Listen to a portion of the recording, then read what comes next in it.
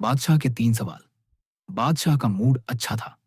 उसने मुस्कुराते हुए अपने नौजवान वजीर की तरफ देखा और पूछा, तुम्हारी जिंदगी की सबसे बड़ी ख्वाहिश क्या है? वजीर शर्म से झुक गया। बादशाह हंसा और बोला, घबराओ मत, बस अपनी सबसे बड़ी ख्वाहिश बताओ। वजीर घुटनों के बल झुक गया और विनम्रता से बोला, हुजूर, आप दुनिया की सबसे खूबसूरत सल्तनत के मालिक हैं। जब भी मैं इस सल्तनत को देखता हूं तो मेरे दिल में ख्वाहिश होती है कि काश इसका 10वां हिस्सा मेरा होता तो मैं दुनिया का सबसे खुशकिस्मत इंसान होता।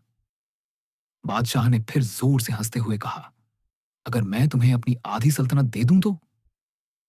वजीर घबरा गया और बोला, यह कैसे मुमकिन है हुजूर? मैं इतना खुशकिस्मत कैसे हो सकता हूं? बादशाह ने तुरंत सचिव को बुलाया और 2 हुक्म लिखवाए। पहले हुक्म में उसने अपनी आधी सल्तनत वजीर को देने का फरमान जारी किया। दूसरे हुक्म में वजीर का सिर कलम करने का आदेश लिखा। वजीर हैरान रह गया। बादशाह ने उसकी आंखों में आंखें डालकर कहा, तुम्हारे पास 30 दिन हैं। इन 30 दिनों में तुम्हें मेरे 3 सवालों के जवाब ढूंढने हैं। अगर तुम कामयाब हुए तो दूसरा हुक्म रद्द हो जाएगा और आधी सल्तनत तुम्हें मिल जाएगी। लेकिन अगर तुम नाकाम रहे तो पहला हुक्म रद्द और दूसरा लागू हो जाएगा। बादशाह ने कहा, सवाल लिखो। वजीर ने कलम उठाया। बादशाह बोला, 1, इंसान की जिंदगी की सबसे बड़ी सच्चाई क्या है? दूसरा, इंसान की जिंदगी का सबसे बड़ा धोखा क्या है? तीसरी, इंसान की जिंदगी की सबसे बड़ी कमजोरी क्या है? इसके बाद नगाड़ा बजा और बादशाह ने ऐलान किया, तुम्हारा वक्त अब शुरू होता है। वजीर दौड़ पड़ा। उसी शाम उसने पूरे देश के विद्वानों, लेखकों और सोचने वालों को बुलाया और तीनों सवाल उनके सामने रखे। पूरी रात बहस चलती रही, लेकिन पहले सवाल पर भी कोई सहमति नहीं बन सकी। अगले दिन वजीर ने और विद्वानों को बुलाया, लेकिन नतीजा वही रहा। वह देश भर में भटकता रहा, पर संतोषजनक उत्तर नहीं मिला। शाही वस्त्र फट गए, जूते टूट गए, पगड़ी गर्दन से लटक गई और पांवों में छाले पड़ गए। अंततः आखिरी दिन आ गया। वह मायूस होकर राजधानी के बाहर एक झोपड़ी में पहुंचा। वहां एक फकीर सूखी रोटी पानी में डुबोकर खा रहा था और उसका कुत्ता दूध पी रहा था।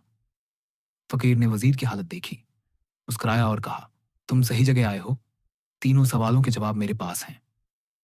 वजीर ने हैरानी से पूछा, आपको कैसे पता चला मैं कौन हूं? फकीर ने नीचे से एक शाही वस्त्र निकाला और कहा, मैं भी कभी वजीर था। मैंने भी एक बार बादशाह से शर्त लगाई थी। नतीजा देख लो।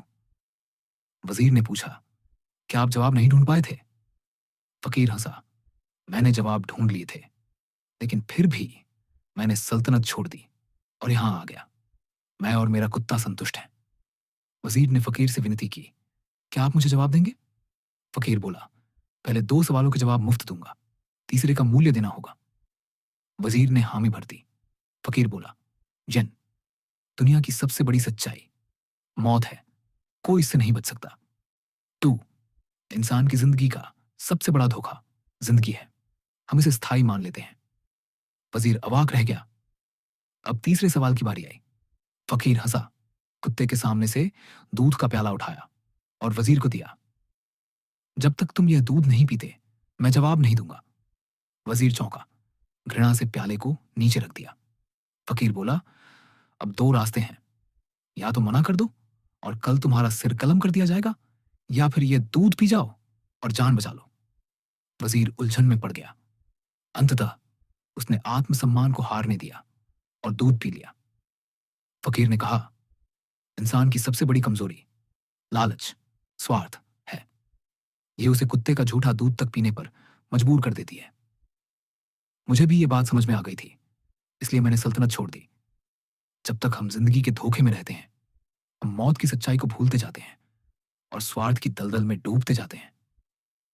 अगर तुम इन तीनों सच्चाइयों को जान लो तो तुम्हारी जिंदगी सही राह पर चल पड़ेगी।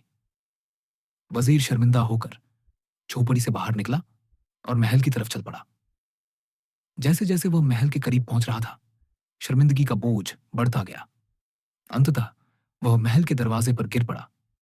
एक लंबी हिचकी ली और उसकी आत्मा उड़ गई।